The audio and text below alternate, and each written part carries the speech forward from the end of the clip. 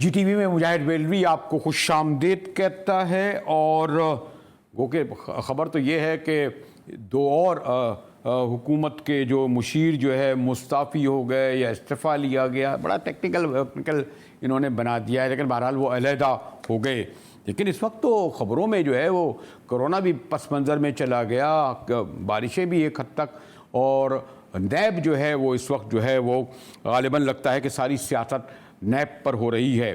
और अब देखें कि कितनी गिरज चमक के साथ ये जो ऑर्डिनेंस आ रहा था वो किसी नतीजे के बग़ैर अब पता नहीं किस पोजीशन में है। इसीलिए मैंने सोचा कि भाई ये बड़ा मामला लॉ वगैरह का है, कानून वगैरह का है। मैं तो सियासत का तालिब इल्म हूँ, देहाती ज़बान में गुफ्तगू करता हूँ। इसीलिए मैंने अपने जैसे रिटायर्ड रशीद रिजवी को कराची में रहमत दी है, सुप्रीम कोर्ट बार के सदर रहे हैं, लेकिन ज़रा थोड़ा रब्ता आजकल करने मुश्किल हो रहा है। आपको पता है ना, कोरोना के सबब जो DSNG या फिर इंटरनेट पे, फिर लाहौर में हमारे बैरिस्टर अली ज़फ़र साहब मौजूद हैं, वज़ीर क़ानून रहे, लेकिन आपको इल्म है एक बड़ा जुडिशल घराने से हैं, और बाहर भी लंदन में वो भी वेल्स से किया, फिर सुएस जैसे इदारे से में रहे। इसी तरह सलमान अकरम राजा साहब भी बहुत बड़े कानून हैं। इन लोगों का एक एक मिनट बड़ा कीमती होता है। हमारे पास तो इनकी मेहरबानी नवाजिश आते हैं। आपने भी हार्वर्ड से LLM किया और फिर कैम्ब्रिज में रहे, तो बड़े बड़े इदारों से सुएस से वाबस्ता रहे। दोनों इस वक्त तो मेरे साथ मौजूद हैं। जैसे रिशाद ज्वाइन करेंगे, अगर वक्त हुआ तो हम इरफान काजी साहब का भी जाएंगे। अब मुझे नहीं पता कि बैरिस्टर अली ज़फ़र साहब या राजा साहब में सीनियर कौन है। वैसे ये बड़ा काउंट होता है ना आजकल, आपको पता है वो सुप्रीम कोर्ट में तो बहुत ही होता है काउंट के सीनियर जज की जगह किसी और को लगा दिया। क्या ख्याल है बैरिस्टर अली ज़फ़र, आप दोनों में कौन सीनियर है? आपने अदलिया के हवाले से सवाल किया, आपकी आवाज ठीक नहीं आ सकी, लेकिन मैं जवाब जी राजा साहब करता हूँ। देखिए, अदलिया ने जो अपने हालिया फैसले जिन तहफ़्फ़ुज़ात का इजहार किया है वो नैब की एक तरह से आप कह लीजिए मुदाखलत के हवाले से है कि क्यों नैब इन मुकदमात में दखल देती है जिनका बज़ाहिर कोई ताल्लुक करप्शन से नजर नहीं आता, और ऐसा लगता है जैसे कि अपोजिशन के लोगों को हदफ बनाना मकसद हो। तो जस्टिस मकबूल बाकिर साहब ने, सुप्रीम कोर्ट के मुअज़्ज़ज़ जज साहब ने बहुत ताज्जुब का इजहार किया है, और ये सवाल बार बार पूछा है साद रफीक साहब के मुकदमे में कि इस मामले में नैब ने दखल अंदाजी क्यों। बज़ाहिर तो ये एक कंपनी के शेयर होल्डर्स का आपस में कुछ मामला था, इसका अवामुन नास से या करप्शन से क्या ताल्लुक था। तो ये एक बड़ा बुनियादी सवाल है कि अगर आप कानून में कोई तरमीम ले भी आते हैं, उसको बेहतर बना भी देते हैं, लेकिन नैब बतौर इदारा एक आला कार के तौर पे इस्तेमाल होता रहता है सियासी जोड़ तोड़ के लिए, तो फिर वो नियत का जो एक नुक्स है उसको ठीक करना जरूरी होगा। सिर्फ कानून को ठीक करने से बात नहीं बनेगी। क्या बैरिस्टर साहब तक मेरी आवाज़ जा रही है? बैरिस्टर अली ज़फ़र, इंटरनेट का यही ज़रा मसला होता है कि बाद वक्त इल्म नहीं होता कि कब कहाँ तक पहुँचे। बैरिस्टर साहब हमें सुन रहे हैं? बरेली साहब, आपकी आवाज़ बहुत कट कट के आ रही है, मुझे समझ नहीं आ रही। आप देखा यही बिल्कुल अब तो आ रही होगी। टेक्नोलॉजी के यही नुकसान आते हैं। जो सामने बैठ के गुफ्तगू होती थी पहले, ये अच्छा होता था, पुराने हमारे ज़माने का जो टेलीविज़न था। अब जो आ गए हम इंटरनेट पे, DSNG में भी थोड़ी सी प्रॉब्लम होती है। लेकिन मेरे ख्याल में राजा साहब कुछ गुफ्तगू भी शायद नहीं सुन सके होंगे, लेकिन हम यही कह रहे थे कि जो नैब है, ऐसा लगता है, ये कहते ही हैं कि वो हुकूमत का एक हथियार बन गई है लोगों को दबाने का, झुकाने का। क्या ऐसे ही है बैरिस्टर अली ज़फ़र जी?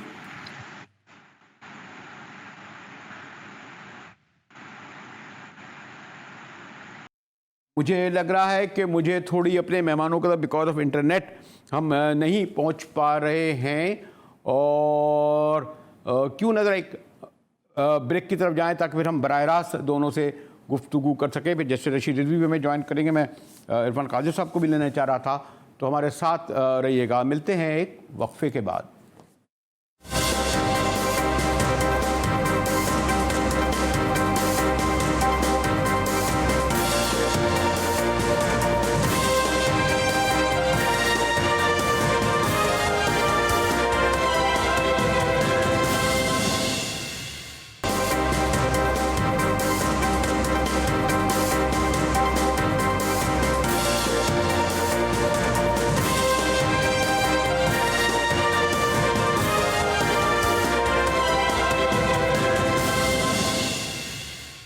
GTV में एक बार फिर मुजाहिद बरेली आपको खुशामदीद कहता है। और सॉरी टू से, कोरोना के जहाँ और सारे मसाइल हैं, वरना आसानी होती थी कि स्टूडियो में आ जाते थे या हम पहुँच जाते थे वहाँ पर, लेकिन ये जो इंटरनेट है जो लोग इस्तेमाल करते हैं वो जानते हैं कि उसकी आमद-ओ-रफ्त में रुकावट आती है, इसलिए ज़रा गुफ्तगू में रुकावट आ रही है।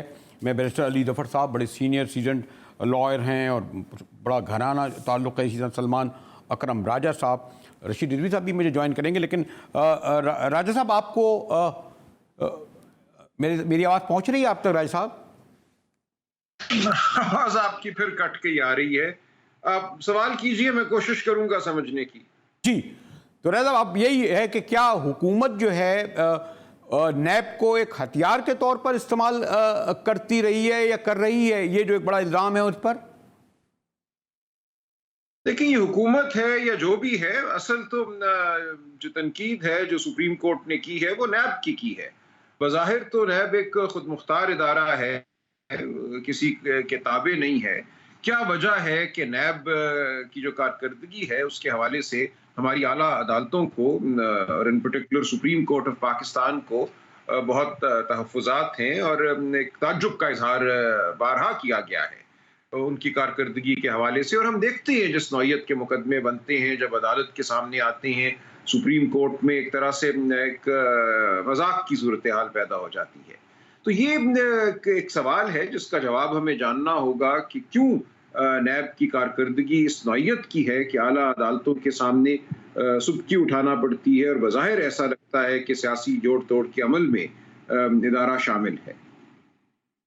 बैरिस्टर साहब, जो सवाल मैंने किया वही दोबारा दोहरा देता हूं कि मैं पूछा था राजा साहब से कि क्या एक हथियार के तौर पर, जैसा कि हुकूमत कहती है, नैब इस्तेमाल हो रहा है उन्हें दबाने के लिए, झुकाने के लिए। बैरिस्टर अली ज़फ़र। सर देखिए, जो जहाँ तक तो नैब का ताल्लुक है, दो चीज़ें बड़ी हमें वाज़े तौर पे पता चल गई हैं। एक ये कि जो नैब का कानून है वो उसमें तब्दीली की ज़रूरत है। सुप्रीम कोर्ट की जजमेंट के बाद में कोई शक नहीं रह गया कि इसमें चेंजेस होने हैं।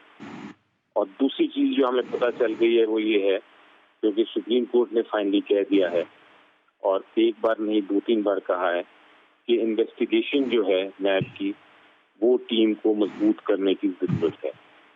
क्योंकि इन्वेस्टिगेशन अगर उसमें खामियां रहेंगी तो फिर ये आप कामयाबी से करप्शन के खिलाफ जो जंग है वो नहीं लड़ सकते। अब ये तो दो चीज़ें बड़ी क्लियर हैं, लेकिन मसला ये हुआ है कि इस वक्त हुकूमत नैब के कानून को बेहतर बनाने की कोशिश कर रही है, ऑर्डिनेंस भी लेके आई थी, लेकिन जो ऑपोजिशन है वो उसमें आमादा नहीं हो रही। जो चेंजेस ज़रूरत है, वो जो चेंजेस मांग रहे हैं वो ज़ाती मफादात के लिए चेंजेस मांग रहे हैं ऑपोजिशन वाले। वो चाहते हैं कि इन चेंजेस के ज़रिए, इन तब्दीलियों के ज़रिए नैब का कानून और नैब इतनी कमज़ोर हो जाए कि जिनके खिलाफ प्रोसिक्यूशन कुछ लीगान के खिलाफ चल रही हैं या ट्रायल्स चल रहे हैं या केसेस बन रहे हैं, वो सारे के सारे ख़त्म हो जाए। जबकि हुकूमत का प्रिंसिपल बड़ा सिंपल है, बड़ा क्लियर है कि करप्शन एक जुर्म है और इसकी सजाएं मिलनी चाहिए। तो जब ये टकराव है इन दो चीज़ों में, एक प्रिंसिपल पे और दूसरा ज़ाती मफादात पे, तो फिर ये एक सॉल्यूशन या एक उसकी जो कॉम्प्रोमाइज़ है वो नहीं हो पा रहा। मेरी जो प्राइम मिनिस्टर साहब से बात हुई थी, उन्होंने बड़ा क्लियर कहा था कि करप्शन के मामले में कोई कॉम्प्रोमाइज़ नहीं होगा। नैब में जो तरमीम होगी वो सिर्फ इस हद तक होगी कि जहाँ तक नैब के कानून को बेहतर बनाया जाए। अब मैंने जो अमेंडमेंट्स आई हैं, बरेली साहब आपको बताऊं, जो अमेंडमेंट्स आई हैं पीपल्स पार्टी की तरफ से या PMLN की तरफ से, उनको मैंने देखा है, उनको गौर से देखा है। उनमें कुछ ऐसी शिकें हैं, कुछ अच्छी चीज़ें भी उन्होंने तजवीज़ दी हैं, वो तो यकीनी तौर पर हुकूमत को चाहिए और हुकूमत लेगी भी ऑन बोर्ड। लेकिन कुछ ऐसी चीज़ें हैं जो कि नामुमकिन है, क्योंकि वो नैब को बिल्कुल ख़त्म कर देती है।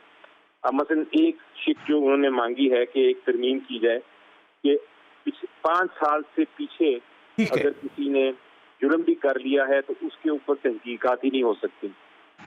100 अरब से नीचे अगर कोई 100 अरब से ऊपर होगी तो तहकीकात हो सकेगी। अगर करप्शन का मामला 100 अरब से नीचे होगा तो उसमें किसी किस्म की तहकीकात नहीं हो सकती।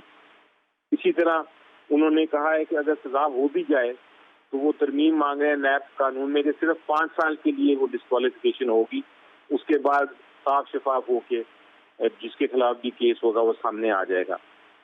तो इस किस्म की चीजें हैं जो ऑपोजिशन मांग रही है नैब की कानून में, जो कि मुमकिन ही नहीं है। ठीक है, ये जो आपने जो एक्सप्लेनेशन दी, मैं ख्याल है हमारे सलमान अकरम राजा साहब, आपने सुनी कि जो हमारे बैरिस्टर साहब कह रहे थे। राजा साहब, मैं राजा साहब तक जाना चाह रहा था, लेकिन सॉरी जूसे मैंने जैसे कहा, लेकिन भाई साहब एक जो और सवाल उठता है कि जो सुप्रीम कोर्ट की जो ऑब्जर्वेशन आ रही है वो ये कहते हैं कि जनाब इनके पास जो है जब ये प्रोसिक्यूशन है या इस्तग़ासा है, केस तैयार नहीं करते। अब सवाल ये भी तो आएगा ना कि भाई उनके कहते हैं जी 30 दिन में मसला हल करो, और वाइट कॉलर क्राइम को 30 दिन में किस तरह साबित किया जाए। और फिर ये सवाल भी तो होगा ना कि इल्ला माशाल्लाह सुप्रीम कोर्ट, हमारी हाई कोर्टों के पास इतने रिसोर्स हैं, इनके पास भी तो 15-20 साल से केसेस पड़े हुए हैं, 35 लाख केस पेंडिंग में हैं बड़े, और इन्होंने जो इनके फैसले अलग मुतनादा होते हैं। तो ये जो मुतालबा कर रहे हैं कि नैब से या प्रेशर डाल रहे हैं कि नैब इस तरह करे, तो उनसे भी तो सवाल उठ सकता है। बैरिस्टर अली ज़फ़र जी बिल्कुल आप दुरुस्त फरमा रहे हैं। प्रैक्टिकली अगर आप प्रैक्टिकल बात करें तो ये मुमकिन ही नहीं है आप ये कह सकें कि एक नैब का केस जिसमें इतनी डॉक्यूमेंट्स होते हैं, वाइट कॉलर क्राइम है, इतनी शहादतें होती हैं, बहुत सारे मामला हैं जो कोर्ट के सामने लाने पड़ते हैं कि उसको 30 दिन में आप कंक्लूड कर लें और उसका फैसला कर लें, ये मुमकिन ही नहीं है। ये तो इसी तरह है कि आप कहें कि एक 100 मंजिला बिल्डिंग बना दें आप 4 दिन में, ये नहीं हो सकता। अच्छा भाई साहब, सॉरी तुझे मैं क्योंकि मैं थोड़ा सा राजा साहब ने ज्वाइन किया। राजा साहब, मैं जो अभी बैरिस्टर साहब से सवाल कर रहा था कि जो सुप्रीम कोर्ट उनकी जो नाअहली पर और दिन रात जो नैब को जो ज़बान इस्तेमाल करती है वो तो छोड़िए, 30 दिन में किस तरह वाइट कॉलर क्राइम पकड़े जाएं। कहते हैं केस तैयार नहीं कर पाते, नाअहल है, बहुत कुछ कहते हैं, किस तरह होगा। फिर मैंने कहा सुप्रीम कोर्ट में भी तो सवाल उठ सकता है ना ये कि आपके यहाँ भी तो 35 लाख केसेस पड़े हुए हैं, 20-20 साल फैसले नहीं होते। राजा साहब नहीं, ठीक बात है। देखिए, गैर हकीकी जो टाइम लिमिट है वो किसी भी कानून में नहीं होनी चाहिए। हमारे बहुत से कवानीन हैं जिनमें ये लिख दिया गया है कि इतने दिनों में फैसला होगा, और कभी भी फैसले उतने दिनों में नहीं होते। लिहाजा एक हकीकत पसंदाना कोई वक्त का तयन होना चाहिए, वो 6 महीने हो, 1 साल हो। ये 30 दिन वाली बात तो बिल्कुल गैर मुनासिब है। कोई मुकदमा 30 दिन में ख़त्म नहीं होता। फिर मुझे जैसे रशीद रिजवी साहब ने भी ज्वाइन किया है। जैसे साहब, मैं बड़े सीनियर आपको इल्म है, बैरिस्टर अली ज़फ़र और सलमान अकबर राजा साहब से बात कर रहा था, क्योंकि ज़रा इंटरनेट के मसाइल हैं इसलिए ज़रा थोड़ी मुश्किल हो रही है। मैं ये मालूम करना चाह रहा था, क्योंकि आप भी जज रहे हैं, आपने बड़े मुकदमा सुने हैं, कि आखिर नैब पर क्यों आप इतना प्रेशर डालते हैं कि जी 30 दिन में फैसला क्यों नहीं किया, ना है लो तुम्हारा केस तैयार नहीं कर सकते। भाई आपसे भी तो सवाल हो सकता है कि आपके अभी उस तरह कहाँ केस तैयार होते हैं, 20-20 साल केस चलते रहते हैं, और 35 लाख पेंडिंग केस पड़े हैं। जस्टिस रिजवी बिल्कुल आप सही कह रहे हैं कि सुप्रीम कोर्ट में भी, हाई कोर्ट्स में भी और मातहत अदालतों में भी अंबार है केसेस का, और एक एक अदालत के सामने जब 30-30, 40-40 केस लगे होंगे तो ये नामुमकिन है कि 40 के 40 ही केस रोज़ चले। तो मैं समझता हूँ ये तो नेचुरली डिले का वजह और डिले की रीजनिंग अदालतों पर भी आता है। लेकिन नैब का जो मसला वो ज़रा डिफरेंट है। उसमें आपने नैब को तो दिया है 90 दिन का मोहलत कि वो इन्वेस्टिगेशन करें कानून में, और वो 90 दिन क्या 90 महीने में भी नहीं मुकम्मल कर पाती है। दूसरी तरफ आपने डायरेक्शन दे दी है लॉ में कि 30 दिन में प्रोसीडिंग्स कंक्लूड किए जाए। ये भी तो ज्यादती है कि जिस केस में 50 विटनेस होंगे और उस जज के पास दिन में 20 केस लगे होंगे, किस तरह से 30 दिन में दिया जाएगा। ये बिल्कुल इम्प्रैक्टिकल और नाकाबिले अमल बात है।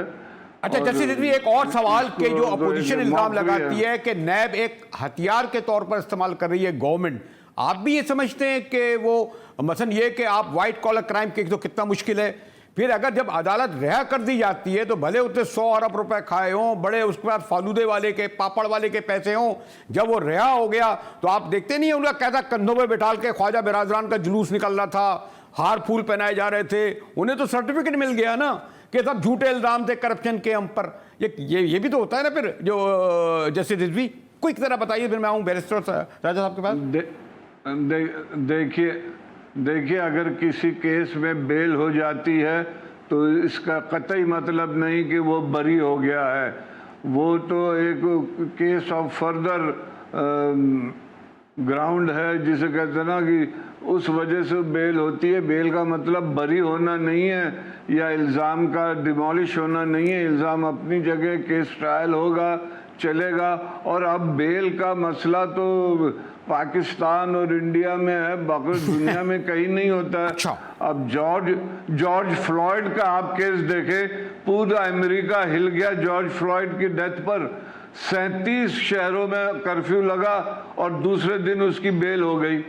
तो बेल का कंसेप्ट, जेल में रखने का कंसेप्ट तो हमारे पाकिस्तान और इंडिया और बांग्लादेश में है।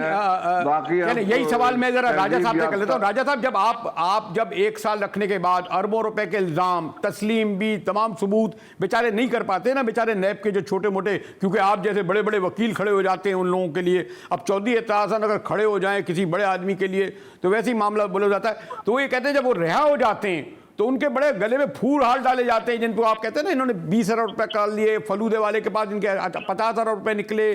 तो ये भी तो हो रहा है ना। उन्हें वो समझते हैं सर्टिफिकेट मिल गया हमें रिहाई के बाद सच्चाई का। राजा साहब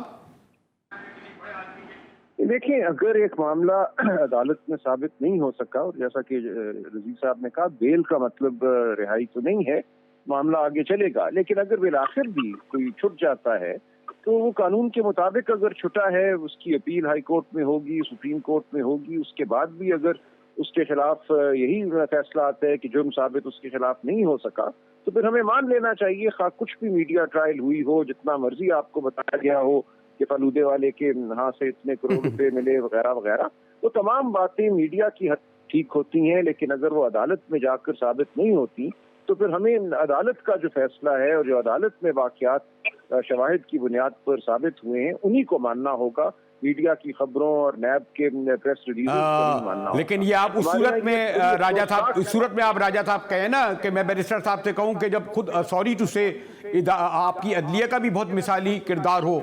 मैं लाहौर हाई कोर्ट का एक केस पढ़ रहा था, एक खातून को आपने 15 साल बाद कोई गलत मुकदमे में रिहाई की और जज साहब उनसे फरमा रहे हैं मैं आपका कुछ इजाला नहीं कर सकता, गलती हो गई हमसे। ऐसा भी तो हुआ है ना।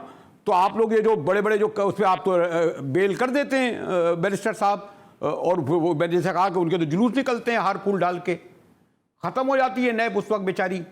बैरिस्टर अली जफर जी, देखिए, जहाँ तक तो बेल का ताल्लुक है, बिल्कुल दुरुस्त फरमाया रिजवी साहब ने कि बेल जमानत देने का जब ऑर्डर पास होता है उसका ये मतलब नहीं है कि कोर्ट ने ये फैसला कर दिया है कि जुर्म साबित नहीं हुआ।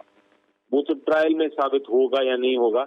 लेकिन बेल जमानत देते वक्त कोर्ट ने जनरली देखना होता है कि क्या कोई वजह है कि मैं किसी को जेल में रखूं, क्योंकि अब जो जजमेंट आई है सुप्रीम कोर्ट की, उसमें वाज़े तौर पे सुप्रीम कोर्ट ने कह दिया है कि सबसे जरूरी चीज है इंसान की लिबर्टी और ड्यू प्रोसेस ऑफ लॉ। यानी कि आप किसी को 1 मिनट भी जेल में नहीं रख सकते। जब आपका केस फैसला हो जाएगा और आपको सजा होगी तो फिर आप उसकी सजा भुगतेंगे। लेकिन बेल को, किसी को ट्रायल से पहले जेल में रखना, ये सजा के तौर पे नहीं रखा जा सकता।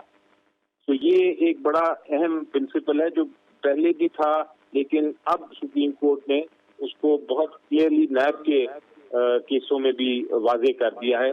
कहा यह जाता था कि नैब के केसों में इस तरह के प्रिंसिपल जमानत के नहीं चलते, लेकिन अब चूंकि ये वाजे हो गया तो आप देखेंगे लेकिन जस्टिस रिजवी साहब देखें, जस्टिस रिजवी साहब आपको भी पता है और आप तीनों बड़े हजरात को पता है कि बदकिस्मती से पाकिस्तान में जो जितने भी कानूनी आईनी केसेस होते हैं वो पॉलिटिकल केसेस होते हैं। आज तक क्यों आप लोग भुट्टो के जुडिशियल मर्डर को एक मिसाल के तौर पर नहीं पेश करते? क्यों आपके लिए कोई जस्टिस मुनीर या जस्टिस अनवारुल्लाह कोई मिसाली जज नहीं है? और भी नाम ले सकता हूँ। तो मसला ये भी तो है ना कि अगर आप जो अमेरिका की मिसाल लेते थे जस्टिस रिजवी, तो उसमें आपकी जो अदलिया का सॉरी टू से जो अब तक जमहूरियत के हवाले से, बुनियादी हुकूक के हवाले से रोड रहा है, इसलिए हम कैसे समझ लें कि अगर इमरान खान एक करप्शन ख़त्म करना चाहते हैं, आप वो पकड़ते हैं, आप लोग छोड़ देते हैं, आपका मतलब है जैसे रशीद रिजवी? देखिए, जो मौजूदा हुकूमत कोशिश कर रही है, कभी हमने इसके ख़िलाफ़ या बार ने इसके ख़िलाफ़ आपने देखा होगा आवाज़ नहीं उठाई है कि ये कार्रवाई नहीं होनी चाहिए। क्यों आपकी पार्टी फिर क्यों खड़ी है? मजा अगर कादी ईसा से अगर पूछ लिया तो कोई बहुत बड़ा गुनाह हो गया? वो इतनी मुकद्दस गाय है कि अगर उनसे पूछ लिया कि भाई आप मनी ट्रेल देते हैं, आपकी तमाम बारें उसके पीछे खड़ी हो गई। एक जज साहब खुद कोर्ट में जब आप पहुंच गए, क्यों पहुंच गए भाई कोर्ट में? वो आज तक कोई मिसाल है कि जज जो है कोर्ट में पहुंच जाए? मुजाहिद साहब, ये इशू ना छेड़े। अगर बहुत सी बातें मैंने कह दी तो आपका प्रोग्राम बंद हो जाएगा। फिर वैसे नहीं, मैं नहीं, नहीं, प्रोग्राम ये में ना करें, बड़ी यहाँ तक ना आया, मिलता है। आप नाराज मत हो इस बात पर।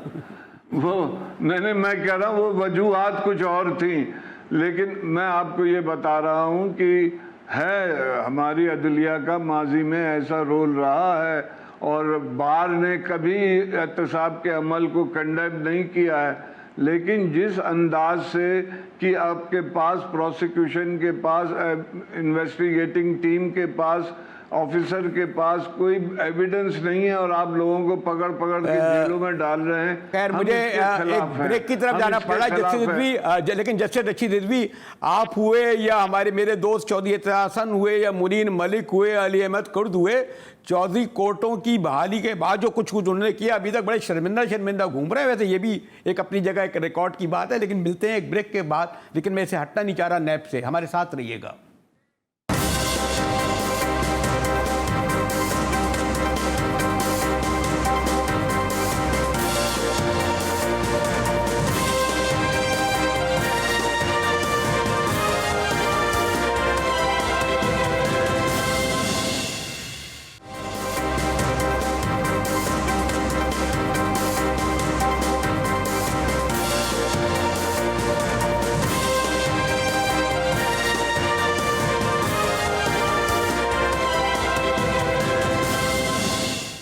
GTV में एक बार फिर मुजाहिद बेलवी हाजिर है और आपको कंक्लूड कर लूँ, लेकिन पहले माजरत मैं कर लूँ अपने जस्टिस रिजवी और बैरिस्टर अली जफ़र और राजा साहब से कि इस पाए के वकील हैं कि बड़े बड़े केसों में क्या जो, और मैं अपने देहाती ज़बान में इनसे सवाल कर रहा हूँ आइन, कानून, अदालत, उसकी तारीफ वगैरह पे, तो ये मैं माजरत कर लूँ। लेकिन क्विक मैं कंक्लूड, अगर सलमान राजा साहब, अगर इतना ही बुरा ये इदारा है, इतना ही मुतनाज़ा बन गया है, तो क्या अब नैब की ज़रूरत है? इसे ख़त्म क्यों नहीं कर देते राजा साहब? देखिए, कोई तो इदारा एहतसाब के लिए होना चाहिए किसी भी रियासत में और हमारे मुल्क में। अगर नैब नहीं होगा तो फिर पुलिस करेगी, FIA करेगी, सूबाई सतह पे एंटी करप्शन के इदारे मौजूद हैं। तो मेरा ख्याल है कि इस इदारे को अक्सर ख़त्म कर देने से शायद की बहुत बेहतरी ना आए। अगर वो इदारे भी इसी तरह ताबे होकर काम करते रहे, सियासी जोड़ तोड़ में मुलव्वस महसूस हुए, तो बात आगे नहीं बढ़ेगी।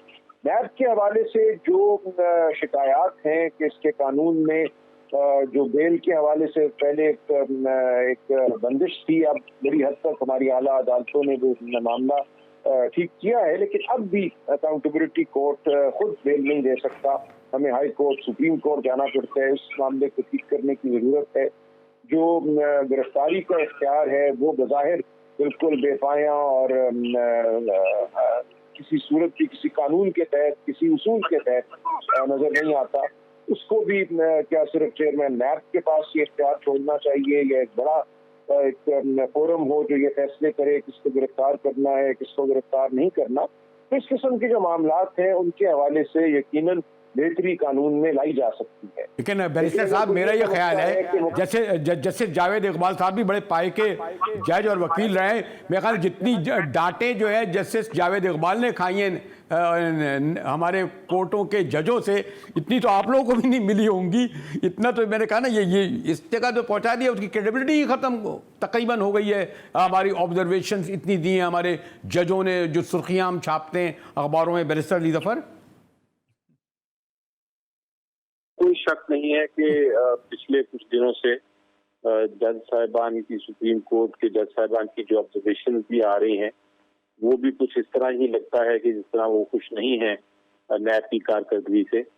और इसमें कुछ सच्चाई भी है जरूर, क्योंकि आप ये देखें कि जो इन्वेस्टिगेटिंग टीम है नैब की, उसमें बहुत कमजोरियां, बड़ी जरूरत है कि उसको बेहतर किया जाए। बहुत सारे केसेस जो हैं वो इसीलिए नहीं सक्सेसफुल होते या कामयाब होते या उसमें करप्शन साबित नहीं होती, क्योंकि इन्वेस्टिगेटिंग टीम जो है वो जो शहादत पेश करती है कोर्ट में, वो उस पाए की नहीं होती कि वो जुर्म साबित हो सके और अदालतें बेबस हो जाती हैं। सॉरी बैरिस्टर साहब, मेरे पास एक तो वक्त का मसला है और फिर रशीद रिजवी साहब वैसे ही धमकी दे चुके हैं कि अब अगर मैं कुछ कहूँगा तो कहीं ऐसा ना हो कि आपकी जो है वो मैं क्या कहूँ, हमारे बहुत पुराने सीनियर दोस्त हैं, बड़े कमिटेड पॉलिटिकल एक्टिविस्ट हैं। तो जैसे रिजवी, जो मैंने सवाल इन दोनों अपने मोहतरम मेहमानों से किया, आपसे भी कहूँ, जब इतना मुतनाज़ा बन गया और पहले कहते थे जज अब फैसलों में बोलता है, अब तो सुर्खियों में और ब्रेकिंग न्यूज़ में बोलता है, तो फिर नैब की ज़रूरत है वैसे जैसे रिजवी? देखिए, मैं बिल्कुल इत्तेफाक करूंगा अपने दोनों दोस्तों से कि पाकिस्तान में और सब थर्ड वर्ल्ड कंट्रीज़ में बहुत ज़रूरी है एहतसाब का इदारा। अब इनके जो क्रेडिबिलिटी पे एक उंगली उठी है, उसके लिए हमें रिफॉर्म्स की ज़रूरत है, एक नए खून की नैब में ज़रूरत है, नए चेयरमैन की, नए वाइस चेयरमैन की, नए डायरेक्टर जनरल की, नए बोर्ड की, नए इन्वेस्टिगेशन ऑफिसर्स की, और कुछ रिफॉर्म्स की कानून में, नैब के कानून में 99 के। उससे पहले एहतसाब भी और एक्ट था, उसको उन्होंने, तो उसमें सबसे पहली बात जैसे राजा साहब ने कही, बेल का इशू बहुत इम्पोर्टेंट है, जो लोगों में एक बेचैनी पैदा किए हुए है कि एविडेंस कलेक्ट नहीं हो रही है, 6-6 महीने हो गए हैं, रेफरेंस दाखिल नहीं हो रहा है और बेल पे नहीं है, आदमी जेल में पड़ा हुआ है जब तक मटेरियल कलेक्ट नहीं होगा। ये चीज़ें हैं, ये ज़रूर करनी पड़ेगी। प्रॉब्लम ये है कि हुकूमत अपनी ज़िद पे कायम है, अपोजिशन अपनी ज़िद पे कायम है, और आम लिटिगेंट्स, आम अदालतें, आम वकील, ये सब परेशान हो रहे हैं। जस्टिस रशीद रिजवी साहब, आप कितना ही अच्छा ले आए, भले मैं तो ये कहूँगा रशीद रिजवी को भी अगर चेयरमैन जिस दिन नैब बना दिया ना, तो जिस अगर 50,000 वाले को भी आपने पकड़ा ना, तो वो तो कहेगा देखा जी मुझ पे सियासी केस बना दिया, और लाखों करोड़ों अरबों रुपए जिन लोगों के, और आपको भी इल्म है माशाल्लाह के वाकई किस तरीके से पाकिस्तान में लूट खसूट की गई है, लोग किस तरह पैसा हजम कर गए हैं, लेकिन जब हाथ डालते हैं तो वो फिर उन्हें आइन, कानून और उसूल याद आ जाते हैं। मैं माजरत एक बार फिर कर लूँ अपने तीनों मेहमानों से कि एक तो इंटरनेट के सबब मैं उन तक नहीं पहुँच सका, कुछ प्रॉब्लम हुई, और इतने पाए के लोगों से इतने कम वक्त में गुफ्तगू कंक्लूड तो नहीं हो सकती थी, लेकिन बहरहाल ये अपनी जगह सवाल मौजूद रहेगा कि नैब जो इतना कंट्रोवर्शियल इदारा बनाया गया है, और जस्टिस रिजवी साहब और बैरिस्टर अली जफ़र और हमारे राजा साहब जो तजवीज़ पेश कर रहे थे, इनकी गुफ्तगू की रोशनी में इसको ज़्यादा बेहतर तरीके से बनाया जाए, और शायद 30 दिन कम होते हैं कुछ रिफॉर्म्स लाकर, क्योंकि इन तीनों का ये कहना है कि हमें नैब की ज़रूरत है, लेकिन इस नैब की नहीं जो इस वक्त मौजूद है। माजरत के मैंने कहा ना कि थोड़ा सा कम्युनिकेशन में प्रॉब्लम हुई। अपने तीनों मेहमानों का शुक्रिया अदा करते हुए GTV से मुजाहिद वेलरी को इजाज़त दीजिए।